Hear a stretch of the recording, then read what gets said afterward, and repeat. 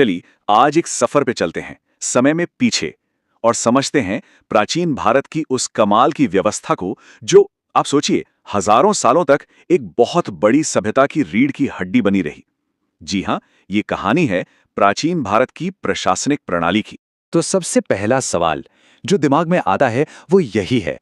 सोचकर देखिए, जब न इंटरनेट था, न फोन, न ही आज जैसी तेज गाड़ियां, तो इतने बड़े बड़े विशाल साम्राज्यों को चलाया कैसे जाता था? मतलब कंट्रोल कैसे होता था?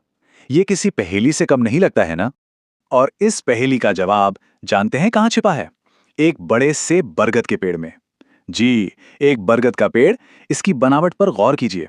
एक मजबूत मुख्य तना, फिर उससे निकलती मोटी मोटी शाखाएं और हजारों छोटी बड़ी जड़ें जो जमीन में बहुत गहराई तक फैली होती हैं।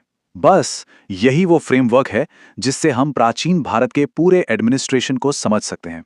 तो चलिए इस पेड़ को समझना शुरू करते हैं और शुरुआत करते हैं सबसे ऊपर से, इसके मेन तने से। शासन का टॉप यानी राजा। राजा ही इस पूरे सिस्टम का आप कह सकते हैं सेंटर पॉइंट था, बिल्कुल उस बरगद के पेड़ के मुख्य तने की तरह। लेकिन कहानी में एक बहुत ही इंटरेस्टिंग ट्विस्ट है। ऐसा नहीं था कि राजा की शक्ति की कोई सीमा नहीं थी, बिल्कुल नहीं। वो भी एक सबसे बड़े कानून से बंधा हुआ था जिसे कहते थे धर्म। अब धर्म क्या था? ये दरअसल नैतिक और सामाजिक नियमों का एक पूरा सेट था जिसका पालन करना राजा का सबसे बड़ा कर्तव्य था। एक तरह से वो धर्म का रक्षक था, उसे बनाने वाला नहीं। तो फिर राजा करता क्या था? उसकी मुख्य भूमिकाएं क्या थीं? अच्छा, तो वो राज्य का एक सिंबॉलिक हेड था, मतलब प्रतीकात्मक प्रमुख। पूरी सेना का सुप्रीम कमांडर भी वही था। किसी भी मामले में आखिरी सुनवाई राजा की अदालत में होती थी, मतलब वो फाइनल कोर्ट ऑफ जस्टिस था। और सबसे जरूरी काम सामाजिक व्यवस्था को बनाए रखना। ये सब मिलकर राजा के पद को डिफाइन करते थे। ठीक है, तो पेड़ का तना हो गया राजा। अब आते हैं उस तने से निकलने वाली मजबूत और मोटी शाखाओं पर। प्रशासन में ये शाखाएं थीं राजा की मंत्री परिषद, जो सरकार चलाने में उनकी मदद करती थीं। इस काउंसिल को मंत्री परिषद कहा जाता था। आप कह सकते हैं कि ये पूरे ऑपरेशन का दिमाग थी। राजा के लिए ये सबसे जरूरी सलाह देने वाली बॉडी थी। मतलब कोई भी बड़ा फैसला इनकी सलाह के बिना लिया ही नहीं जाता था। इस परिषद में कई बहुत ही महत्वपूर्ण मंत्री होते थे। मिसाल के तौर पर पुरोहित, जो मुख्य पुजारी तो थे ही, साथ में नैतिक मामलों पर शाही सलाहकार भी थे। फिर थे सेनापति, जो पूरी सेना के प्रमुख थे, सारी मिलिट्री स्ट्रेटेजी वही बनाते थे। और एक और बड़ा पद था समाहर्ता का, जिनका काम था पूरे साम्राज्य से रेवेन्यू यानी टैक्स इकट्ठा करना। हर किसी का रोल एकदम साफ और बहुत जरूरी था। महान विचारक कौटिल्य ने अपनी किताब अर्थशास्त्र में एक बहुत गहरी बात लिखी थी। उन्होंने कहा, संप्रभुता केवल सहायता से ही संभव है, एक पहिया कभी नहीं चल सकता। ये लाइन उस दौर की सोच को कितने शानदार ढंग से बताती है कि शासन चलाना कोई एक अकेले इंसान का काम नहीं है, बल्कि ये एक टीम एफर्ट है, एक सामूहिक जिम्मेदारी है। तो हमने केंद्र को तो समझ लिया, वहां राजा और उनकी मंत्री परिषद है। लेकिन सवाल यह है कि इतने विशाल साम्राज्य के दूर दराज के कोनों तक शासन पहुंचता कैसे था? चलिए अब ये देखते हैं कि इस सिस्टम को पूरे एम्पायर में फैलाया कैसे गया था। प्रशासन को आप समझिए कई लेवल्स में बांटा गया था, बिल्कुल एक झरने की तरह जो ऊपर से नीचे आता है। सबसे ऊपर तो हो गया पूरा साम्राज्य, फिर उससे बड़े बड़े प्रांतों या भुक्ति में डिवाइड किया गया। हर प्रांत को आगे विषय यानी आज के जिलों में बांटा गया। और इस पूरी चेन की जो सबसे बुनियादी और सबसे मजबूत कड़ी थी वो था ग्राम यानी गांव। जो प्रांतों के गवर्नर होते थे उन्हें उपरिख जैसे नामों से जाना जाता था।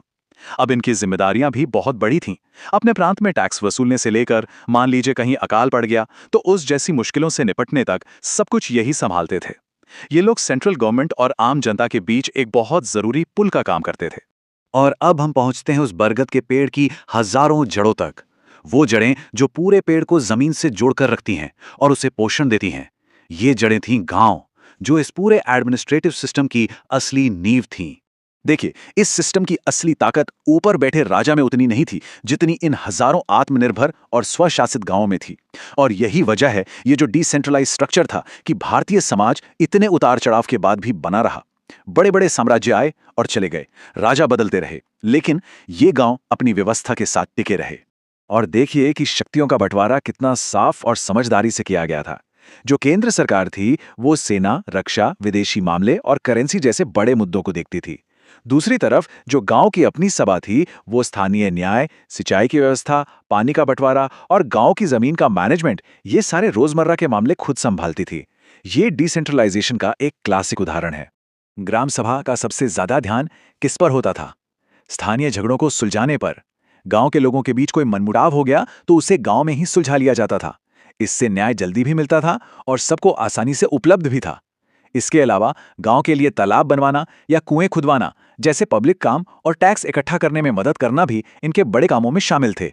तो अब तक हमने देखा कि ये पूरा सिस्टम कितना कॉम्प्लेक्स और कितना ऑर्गेनाइज्ड था, लेकिन इसका असर कितना गहरा और लंबे समय तक रहा। चलिए इसकी विरासत पर भी एक नजर डालते हैं। ये कोई छोटी मोटी बात नहीं है।